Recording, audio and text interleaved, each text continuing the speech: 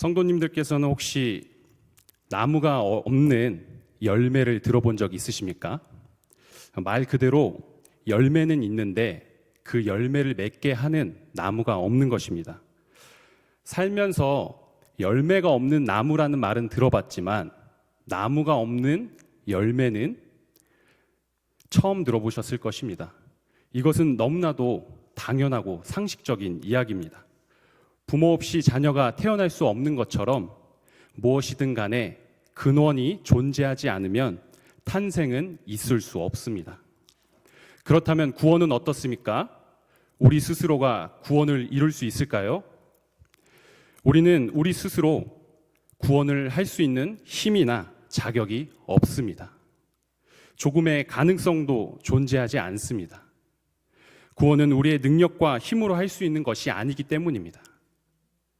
오늘 말씀을 통해 참된 구원이 무엇인지, 그리고 구원받은 성도의 삶의 사명은 무엇인지 말씀을 들을 때 그것들이 믿어지고 마음에 새겨지는 은혜가 충만하길 바라겠습니다. 신앙생활을 오래 하다 보면 이런 말을 자주 할 때가 있습니다. 나 정도면, 이 정도면, 이만하면 하면서 자신의 공로가 중심이 될 때가 있습니다. 분명 처음에 하나님을 만나 첫사랑의 감격으로 살았는데 어느 순간 그 열심이 나의 공로를 위한 것이 되어버릴 때가 있습니다. 아니, 더 나아가 그런 생각은 구원을 가로막는 이유가 되기도 합니다. 그 이유는 하나님의 영광이 아닌 나의 만족을 위한 열심 때문입니다. 그 열심이 구원의 은혜를 잊게 하기도 합니다. 그렇기 때문에 구원은 하나님의 주권 안에 있는 것입니다. 하나님께서는 우리를 구원하시기 위해 아주 오래전부터 구원을 계획하셨습니다. 오늘 본문 말씀 9절에서 10절 보시겠습니다. 하나님이 우리를 구원하사 거룩하신 소명으로 부르심은 우리의 행위대로 하심이 아니요 오직 자기의 뜻과 영원 전부터 그리스도 예수 안에서 우리에게 주신 은혜대로 하심이라. 이제는 우리 구주 그리스도 예수의 나타나심으로 말미암아 나타났으니 그는 사망을 패하시고 복음으로써 생명과 썩지 아니하실 것을 드러내신지라. 아멘. 인간은 죄로 인해 죽었습니다. 그래서 인간은 스스로 회복할 수 없는 깊은 어둠 속에 갇혀 있다고 말씀에서는 증거합니다. 이때 하나님의 전적인 은혜로 죄의 사슬을 끊고 우리를 건져내 주신 사건을 구원이라고 말씀합니다. 그러므로 구원은 지극히 하나님의 주권적인 역사인 것입니다. 그런데 여기서 중요한 것은 하나님의 구원이 단순히 죄에서 건짐받는 것을 뜻하는 것이 아니라 우리의 본래의 모습인 하나님의 자녀로 회복되는 것을 말씀하는 것입니다. 그것이 구원입니다. 자, 보십시오. 인간은 누구나 죽음을 맞이합니다. 이것은 창세기에 아담이 선악과를 따먹은 죄의 결과입니다. 그래서 누구나 인생은 죽음에 직면하게 됩니다. 죽음이라는 것은 정말 두렵고 무서운 것입니다. 그러므로 죽음 앞에서는 어느 누구든 평등합니다. 그렇다면 왜 죽음을 두려워할까요? 보통 죽음을 두려워하는 것은 죽고 난 이후에 우리가 어디로 갈지 모른다는 두려움 때문입니다. 이러한 죄로 인해 두려움과 딜레마에서 예수님으로 인해 우리는 구원을 받았습니다. 왜냐하면 그 죽음을 이기신 분은 바로 예수님이기 때문입니다. 그러므로 예수님께서는 우리가 구원을 이룰 수 있는 유일한 길이며 희망입니다. 예수님을 믿지 않고서는 죄를 씻김받을 수가 없습니다. 예수 그리스도께서는 사망을 패하시고 사망을 승리하셨습니다. 우리에게 영생을 주심으로 하나님의 자녀가 되는 권세를 주신 줄 믿습니다. 그 사실을 믿으십니까? 그 사실을 믿으신다면 그리스도인은 구원받음에서 끝이 나면 안 됩니다. 우린 가끔 구원받은 성도라고 해서 삶은 거룩하지 못할 때가 있습니다. 우리가 구원받았다고 그 후로도 우리 마음대로 살아가도 되는 것일까요? 한번 생각해 보시길 바랍니다. 만약 우리의 몸이 더러운데 그 더러워진 몸을 깨끗이 씻고 곧바로 다시 더러워진다면 무엇하러 씻겠습니까? 마찬가지로 구원받아 나의 죄가 깨끗이 사해졌다면 구원받은 성도의 모습은 죄의 습관을 버리고 하나님의 자녀라는 신분에 걸맞게 예수님의 성품을 닮아가는 삶을 살아가야 합니다. 그것이 구원받은 성도의 모습입니다. 그렇다고 아무런 행위도 없이 신앙생활을 하라고 하는 것은 아닙니다. 믿음으로부터 오는 봉사와 헌신은 너무나도 귀하고 소중한 것입니다. 다만 이것이 나의 의가 된다면 그것은 잘못된 방향으로 가고 있는 것입니다. 우리는 다른 곳이 아닌 하나님으로 향해 나아가야 합니다. 내가 믿음으로 행하고 믿음으로 헌신한다면 그것은 하나님께서도 기뻐하실 것입니다. 그러니 우리가 구원이 어디에서 왔는지 분명히 확인해야 합니다. 구원은 하나님께서 우리에게 주신 은혜로 말미암은 줄 믿습니다. 다른 어떤 것도 다른 누구도 구원에 이룰 수 없습니다. 오직 하나님만이 참된 구원자이십니다. 바라기는 우리 성도님들이 하나님의 구원의 기쁨으로 복된 자녀의 삶을 누리길 바랍니다. 우리가 구원을 받았다면 부르심에 합당한 삶을 살아야 합니다. 바울은 그리스도인을 박해하는 죄인이었지만 예수님을 만나 자신이 진정한 죄인임을 깨닫고 복음을 전하는 사도로 거듭났습니다.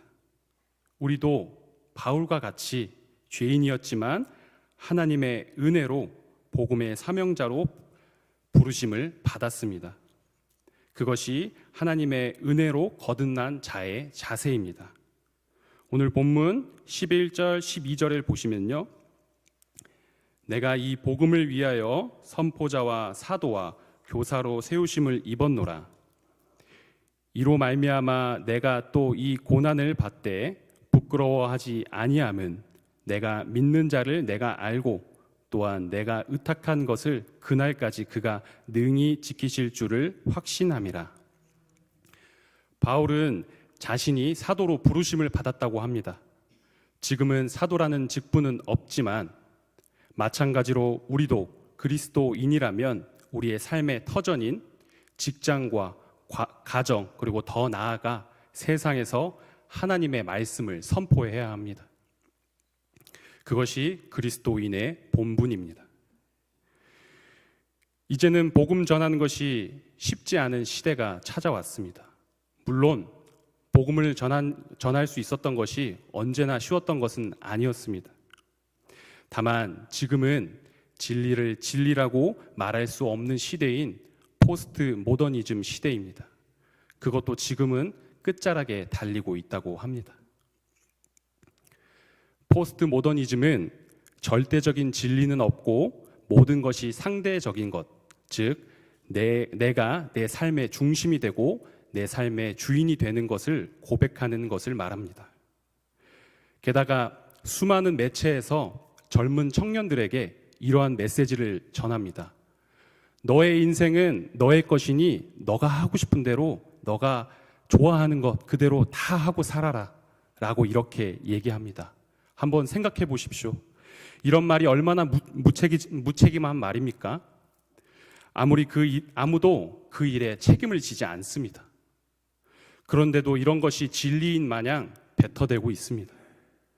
그렇기 때문에 우리는 복음을 전하는 것이 여간 어려운 것이 아닙니다. 그러나 역설적이게도 그래서 복음 전하기에 우리는 항상 힘써야 합니다. 단순히 복음을 전하는 것에만 끝나는 것이 아니고 참된 진리인 복음만이 우리의 참된 자유이고 진정한 기쁨이라고 선포해야 합니다.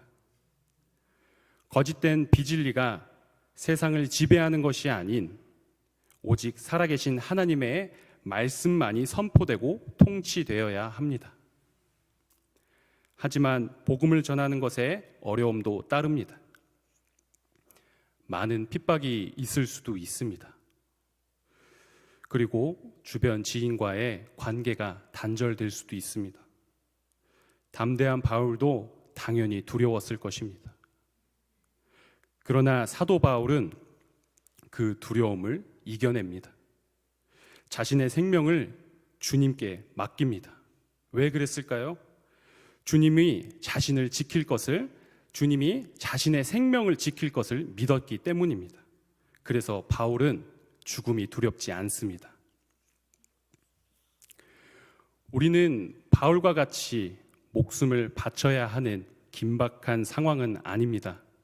하지만 오늘날 우리가 복음 사명을 감당한다는 이유만으로 찾아오는 어려움들이 있습니다. 사회적인 고립과 경제적인 손실 등 여러 가지로 많은 것들이 있지만 우리가 복음을 전하고 지켰다는 이유만으로 찾아오는 것들이 문제가 될 수 있습니다. 그럼에도 불구하고 우리는 흔들리지 않고 복음을 전해야 합니다. 그것도 담대하게 전해야 합니다. 이렇게 복음 이야기를 하다 보니까 저의 어릴 적 이야기가 생각이 났습니다.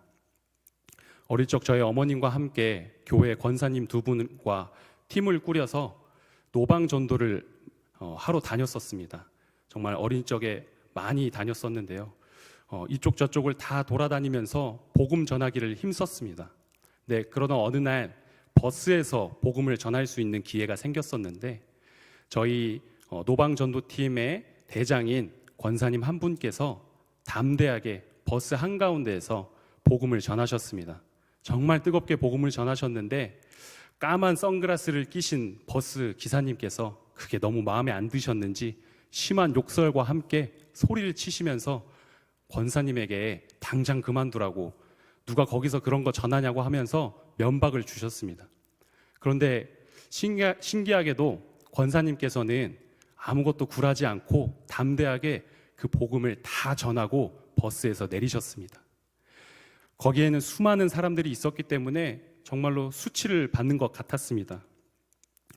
권사님께서는 이렇게 말씀하셨습니다. 복음을 전해서 당하는 부끄러움보다 내가 당할 부끄러움 때문에 복음을 전하지 못하는 것이 더 부끄럽다고 이렇게 말씀하셨습니다. 왜냐하면 권사님께는 복음이 인생이고 복음이 전부였기 때문입니다. 복음을 전하는데 우리의 능력은 중요하지 않습니다. 복음을 사랑하는 마음, 그 마음 하나만 있다면 우리의 진심은 아무리 딱딱한 돌밭이더라도 그곳에서 분명히 복음이 피어날 것입니다.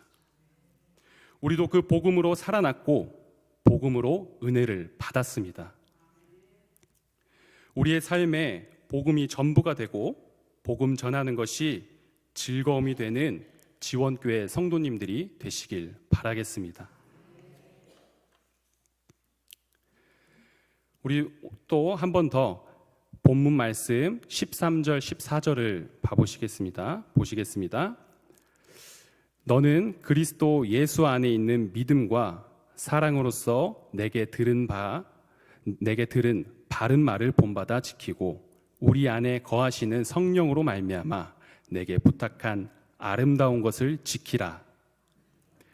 바울이 디모데에게 부탁한 예수 그리스도의 복음은 아름다운 것입니다. 이것은 우리 지원교회에도 동일한 하나님의 말씀입니다. 하나님께서는 각 개인에게 사명을 주시고 또한 교회에도 동일한 사명을 주셨습니다. 하나님께서는 그래서 부르심을 받은 자들이 모인 곳이 교회라고 합니다. 교회에 부름받은 성도님들은 각각의 사연과 부름받은 순간들은 다르지만 그 목적은 동일합니다. 그리고 우린 그 복음을 전하는 사명 또한 동일합니다. 교회는 복음을 전해야 합니다. 그것이 우리의 사명이고 예수님께서 우리에게 부탁하셨습니다. 교회가 복음을 전하기에 힘쓰지 않으면 그 어느 누구도 복음을 전할 수가 없습니다. 한 개인이 하는 것은 작지만 다 같이 교회가 힘을 모으면 더 큰 힘을 낼 수 있습니다. 한 사람이 전하는 복음보다 세 사람이 전하는 복음의 영향이 크듯이 또 그 세 사람이 10사람이 되어서 많은 사람들에게 복음을 전하면 더 많은 복음이 이 세상에 뻗칠 수 있지 않겠습니까? 우리가 더욱더 복음 전하기를 힘써야 합니다. 당시 바울은 복음을 전하다가 감옥에 붙잡히게 되었습니다. 그 소식을 듣게 된 로마와 아시아 지역에 있는 그리스도인들은 자신들에게도 피해를 받게 될까봐 바울을 떠나버렸습니다. 바울은 주변의 사람들이 자신을 떠났다 하더라도 복음 전하기를 멈추지 않았고 감옥에서 순교를 당하게 된 순간까지도 바울은 감옥에서 복음 전하기를 힘썼습니다. 감옥에서까지 복음을 전하는 바울의 모습을 보면 바울에게 복음은 자신의 죽음보다 더 위대하고 귀중한 예수님의 복된 소식임을 알 수 있었습니다.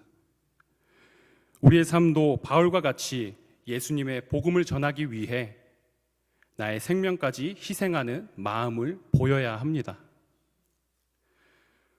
바울은 디모데에게 이것은 아름다운 것이라고 말합니다. 아름다운 것이라고 한다고 하면 상당히 추상적입니다. 무엇을 아름답다고 얘기를 하는 건지 상당히 추상적으로 머릿속으로 상상을 하게 되는데 바울이 말씀하는 이 아름다운 것은 복음을 뜻합니다. 근데 왜 아름다운 것이라고 이야기를 했을까요? 그래서 이것들을 상상을 해봤습니다. 복음의 꽃을 그리면 복음이 아름다워 보일까? 또 복음의 색칠을 하면 복음이 아름다워 보일까? 하지만 그것은 우리의 생각일 뿐입니다. 사실 복음은 상당히 가슴이 아프고 너무나도 슬픈 이야기일 수도 있습니다. 그것은 예수 그리스도의 희생으로 우리가 새 생명을 얻었기 때문입니다. 예수님께서는 그 복음을 전하기 위해서 우리를 위해 희생당하셨습니다. 상당히 역설적입니다. 누군가를 살리기 위해 누군가가 죽어야 한다는 것은 정말로 이해할 수가 없는 것입니다. 그래서 그것은 분명히 아름다운 것입니다. 예수님의 그 희생이 우리를 살렸고 우리가 하나님의 자녀가 되는 은혜를 주셨기 때문입니다. 드넓은 초원에 사는 몽골인들이 있습니다.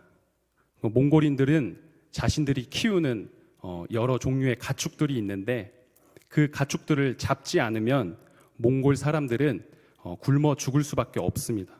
왜냐하면 그 드넓은 초원에는 먹을 것이 없기 때문이죠. 만약 그 가축 잡는 것을 감정적으로 동정해서 가축을 잡는 걸 미안해하고 가축을 잡지 않는다고 한다면 반대로 그들의 가족들이 굶어 죽게 될 것입니다. 가축 한 마리가 한 세대를 살리는 것입니다. 그리고 그 가축의 고기로 일주일 혹은 한 달을 살아갑니다. 아무런 이유 없는 죽음은 비극이지만 누구를 위한 희생은 참된 희생입니다.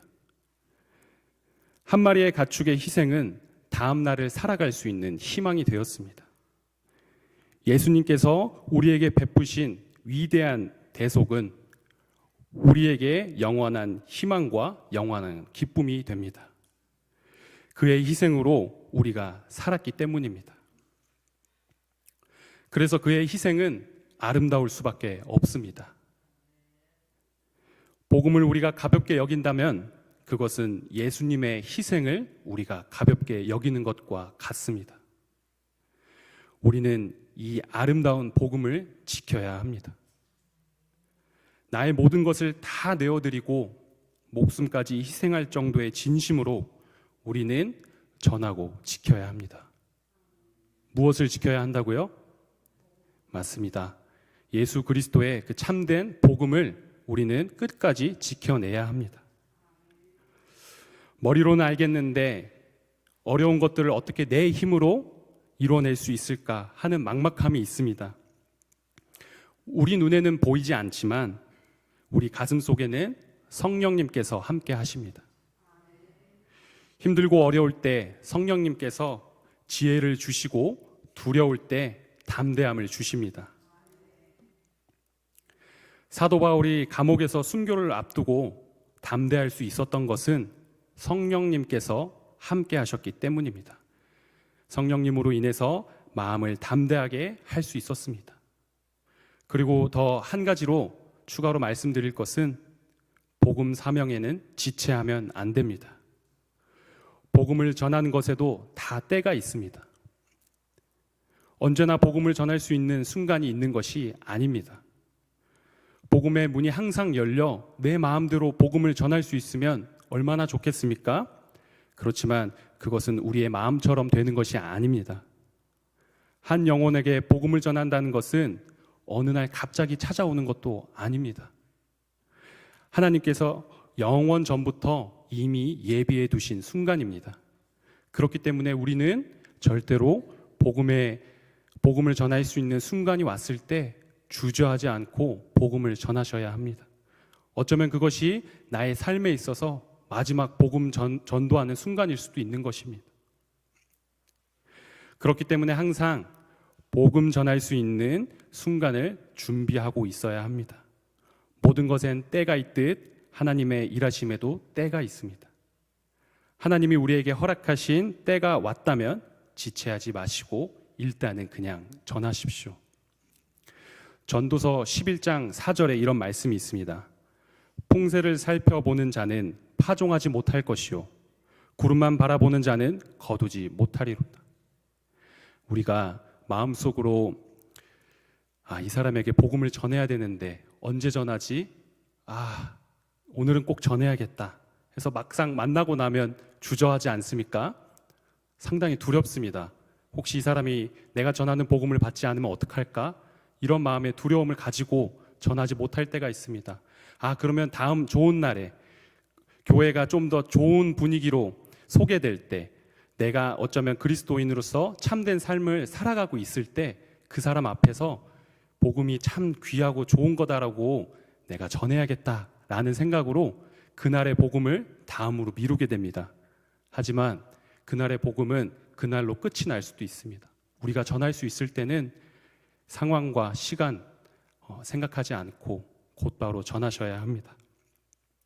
큰 결과를 이뤄내야 하는 부담 내려두셔도 됩니다. 하나님께서 우리에게 바라시는 것은 많은 사람을 전도해오는 것이 아니고 때를 얻던지 못 얻던지 복음을 전하길 바라시는 것입니다. 디모데후서 4장 2절에 보시면 너는 말씀을 전파하라. 때를 얻던지 못 얻던지 항상 힘쓰라. 범사의 오래 참음과 가르침으로 경책하며 경계하며 권하라. 우리는 때를 얻던지 못 얻던지 복음을 전해야 합니다. 그 후의 일은 하나님께서 하십니다. 농부가 드넓은 땅에 씨를 뿌릴 때 그 많은 씨앗들이 싹이 틀지는 어느 누구도 알지 못합니다. 그것은 하나님만 아시는 것입니다. 만약 좋은 걸 골라 심으면 싹이 트지 않을까 하는 생각에 씨 하나하나 고르고 또 하나하나 심다 보면요, 파종의 시기를 놓치게 됩니다. 그래서 될지 안 될지 생각하기보단 일단 해봐야 하는 것입니다. 그것은 하나님의 영역이기 때문입니다. 우리의 생각을 다 내려놓고 전하기만 하면 됩니다. 우리가 영혼의 마음에 씨를 뿌린다면 그때는 성령님께서 그 영혼의 삶 가운데 계속해서 일하고 계실 것입니다. 지금 당장 우리가 뿌린 씨가 열매를 맺지 않더라도 우리의 다음 세대가 그 열매를 따먹을 수 있는 은혜를 받을 수 있게 우리 지원교회 성도님들께서는 항상 복음을 전하는 데 힘을 쓰셔야 합니다. 그리고 우리의 마음 가운데도 복음을 전하는 데 필요한 능력을 주십니다. 그러니 걱정 말고 전해야 합니다.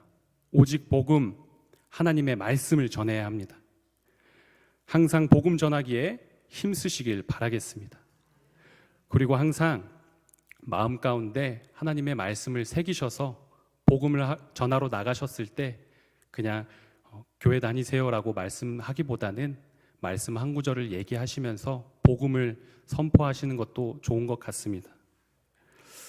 계절이 벌써 겨울에서 봄이 찾아왔습니다. 봄은 새로운 싹이 피어나는 계절입니다. 우리 지원교회에서도 봄을 맞아 전도에 힘을 쓰고 있습니다.